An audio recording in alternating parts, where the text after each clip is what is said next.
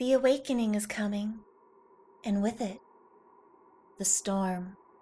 Who is Azhdaha? Why was he sealed under the tree? And what is he so angry about? Today, let's put together the story of this legendary dragon.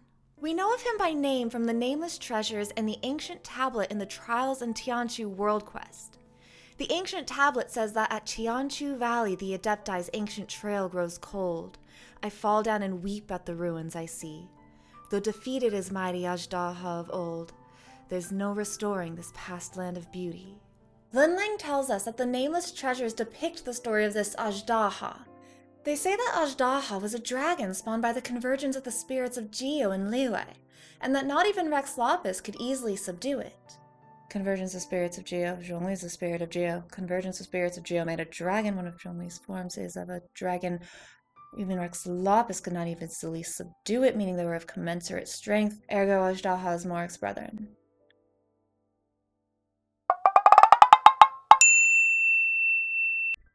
Rex Lapis thus summoned 3 Adepti to his aid, and together they created a cavernous realm. Rex Lapis battled the creature, luring it into the cavern before ordering the Adepti to seal the entrance, trapping Azhdaha within. The patterns on this thing you brought seem to describe the 3 Adepti joining hands to create the cavern. This crane must be the Adeptus Mountain Shaper, and this deer might be Mooncarver. But this last one... It seems as the pattern has been intentionally ground away by someone, to the point I can't make it out.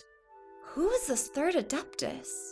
This establishes a mystery for the future. Who created the nameless treasure? Who broke it into 3 pieces and scattered it in ruins throughout the Liyue region? And who scrubbed away the 3rd Adeptus?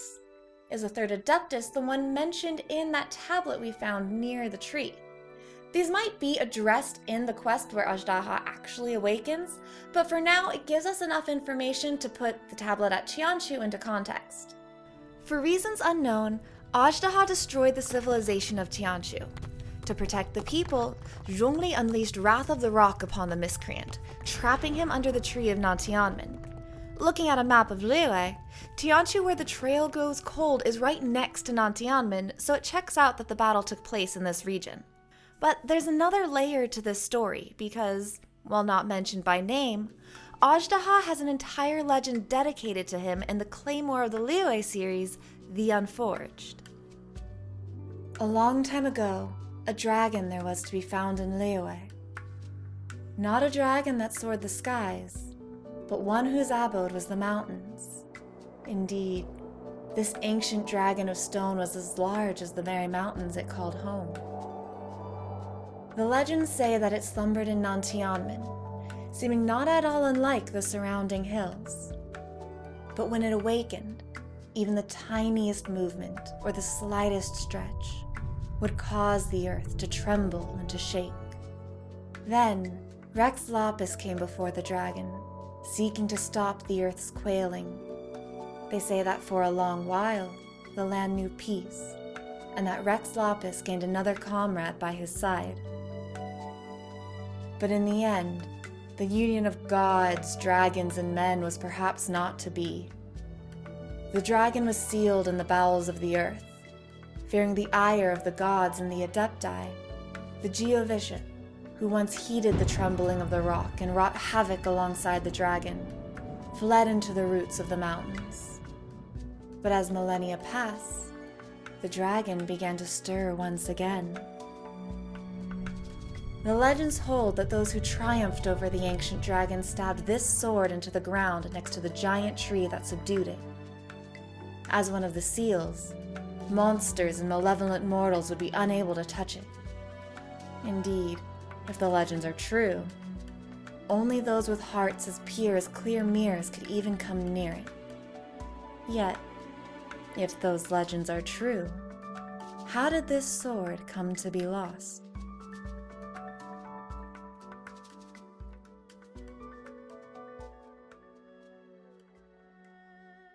The dragon slumbered in Nantianmen and was sealed beneath the earth by a giant tree.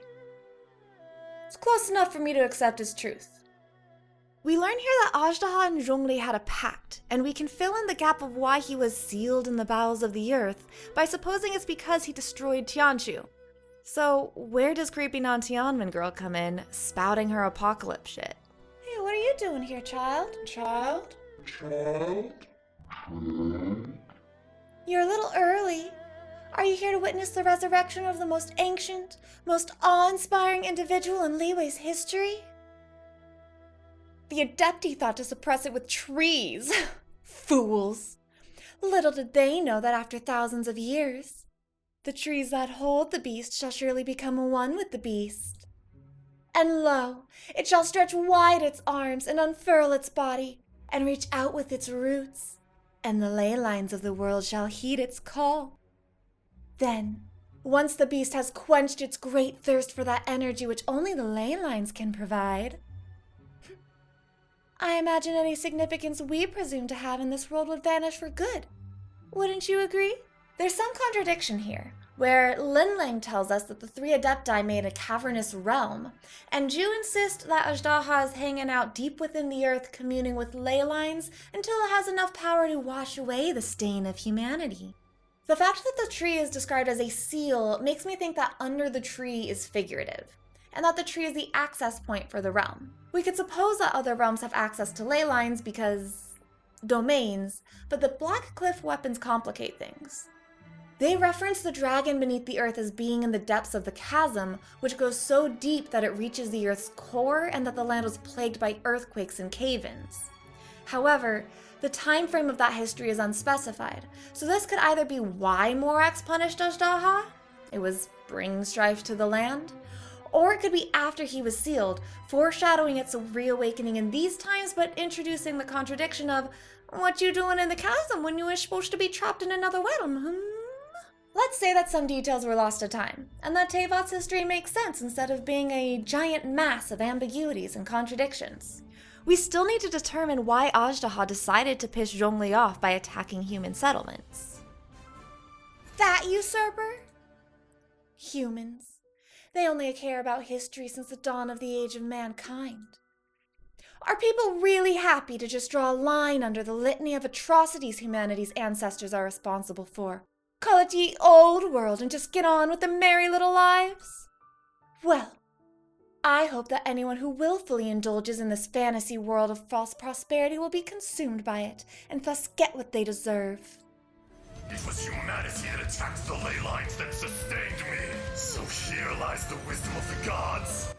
Anyone else thinking that whole litany of atrocities humanity's ancestors are responsible for, call it ye old world and get on with their merry little lives, is a little bit pointed? That scathing commentary on the modern world, though, you know what I mean? Ah, the age-old humans are a plague on the earth. Ley lines seem to be the most fundamental source of power in the world, and it makes sense that the original magical beings were in tune with it. It's a common trope that as humanity falls out of sync with the world, the power of nature diminishes, causing magical beings to die out. We talk about moving from an age of gods and monsters into the age of men, and we see it throughout Genshin. We see it so much that it actually seems to be part of the core conflict. The unknown goddess punishes mortal arrogation because the throne in the sky is not meant for you. Like she doesn't want humans to overthrow gods as the dominant power in the world. The Adepti and illuminated beasts have all but retreated into separate realms, animal traits in humans are rare, and the ley lines themselves have disorders when historically they flowed. These are all signs that as humans advance, magic weakens. Tying this back into Azhdaha, the story as we have it is that he was an ancient beast, powerful in a time when mortals had little consequence in the world. He did as he wanted until the patron deity of a small civilization came to him with a request. Be still for the welfare of my people. We know not what the deity offered in return, but for a time, the ancient beast and the god of men cooperated as equals. But as humans flourished, they disrupted the land, and the ley lines became tangled. They disturbed the dragon with their avarice, so he lashed out, destroying one of their cities. The guardian of the men came to stop him, and these beasts, equal in power, now stood in opposition. The dragon was sealed away, leaving the god as the sole king of stone. The dragon's followers, too, were cast away, as the usurper's mortals swarmed the land. Today, the beast has had eons for his anger to fester, trapped away as the ley lines twist and die. He has linked himself to them, drawing from what is left of their power to strengthen himself, and as he prepares to escape his wrongful prison, he has sent his followers as envoys. Like Ju, the Geo bishops have been with us from the start, but you may have noticed that we've been seeing them more and more recently, since Mihiyo is kind of shoving it in our faces. Let's take a look at the escalation of the bishop problem. Geo bishop hatchlings, or in Chinese, young rock dragon lizard, have this description. A young bishop with a hard geo exoskeleton. Bishops are exceptionally agile creatures that one would be wise not to underestimate in battle. Experts from Sumeru Academia believe that become dragons when fully grown. By avoiding predators and natural disasters, perhaps they can even live long enough to become formidable beasts that reign over entire mountains. This is all we had about them until 1.3 release, but then we got hit with all at once with older bishop mobs, much older bishop mobs, earthquake at Nantianmen, and an entire event about unexpected sightings. The 3 explicitly about bishops all talk about how weird it is, because bishops and primo bishops have spent many years hibernating under the mountains and have only emerged and become active in recent times. As such, none can personally attest to have witnessed or recorded such a thing in person. The secret of Nantianmen is Mihiyo's way of forcing us to talk to Ju, if we somehow missed her before, because we go to Nantianmen, experience an earthquake of all things in the Nantianmen region, and let Ju tell us that when he awakens, we will surely understand. These are all warning signs for his awakening. Earthquakes, bringing our attention to creepy Nantianmen girl, and a primo bishop just, chillin'. Coincidentally, where Azhdaha was defeated. That does it for Azhdaha's Awakening, coming soon to a Tevat near you. Thank you so much for watching. I truly hope you enjoyed. As always, hit me up with your comments, questions, concerns, criticisms, and requests. I appreciate feedback so much you don't even know. Have a good one, and I will see you soon. Bye-bye. Ah, traveler, so good of you to visit. You might recall your recent battle with Osail, an ancient god I trapped instead of dealing with for good. I was so pleased with your performance that I'd like you to do it again.